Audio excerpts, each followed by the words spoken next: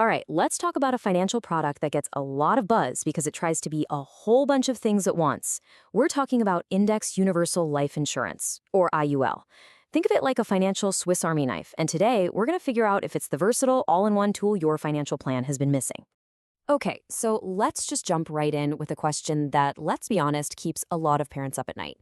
You're trying to save for your kids' college, which is incredibly expensive. At the same time, you need to know your family is protected if, something were to happen to you.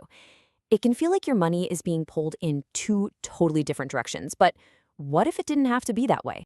So this tool we're talking about is Indexed Universal Life Insurance, or IUL. At its heart, it's life insurance. Simple enough, right? It has a death benefit that pays out to your family, usually income tax-free. But, and this is the really important part, it also has a savings component built right in.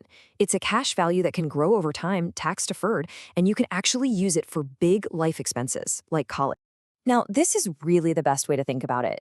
You could get a financial tool like a 529 plan, which is like a specialized wrench. It is fantastic for one single job, paying for college. But that's pretty much all it does. An IUL, on the other hand, is built to be that Swiss Army knife. The main blade is the death benefit, for sure. But then you've got the screwdriver for retirement, maybe the pliers for college funding. It's designed from the ground up for versatility.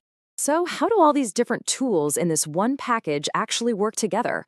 All right, let's pop the hood and take a look at the mechanics. Every IUL policy really comes down to three core parts.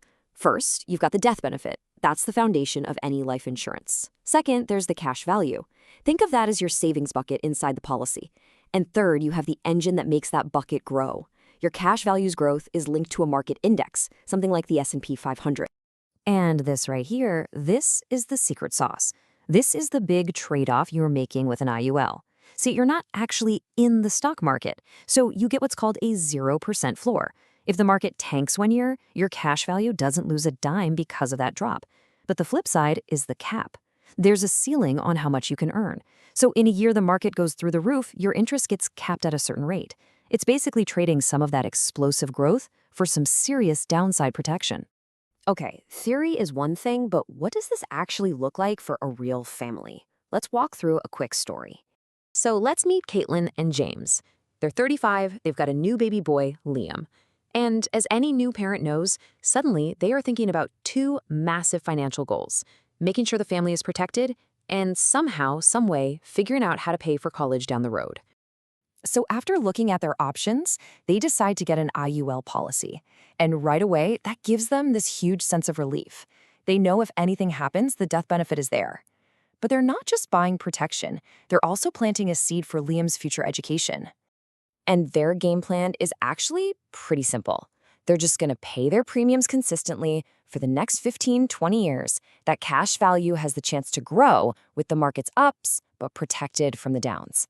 Then, when Liam's ready for college, they can tap into that cash, usually income tax-free, through policy loans to help pay for tuition.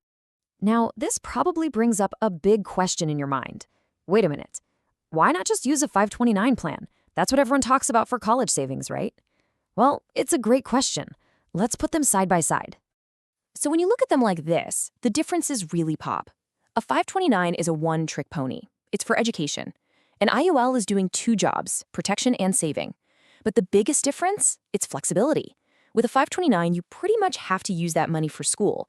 With an IUL, if Liam decides college isn't for him, his parents can use that cash for their own retirement. No penalties.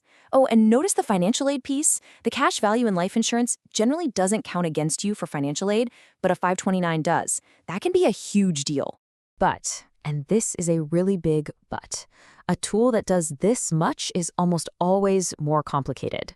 An IUL is not a simple savings account. It is an insurance contract, and you absolutely have to understand the costs and the fine print.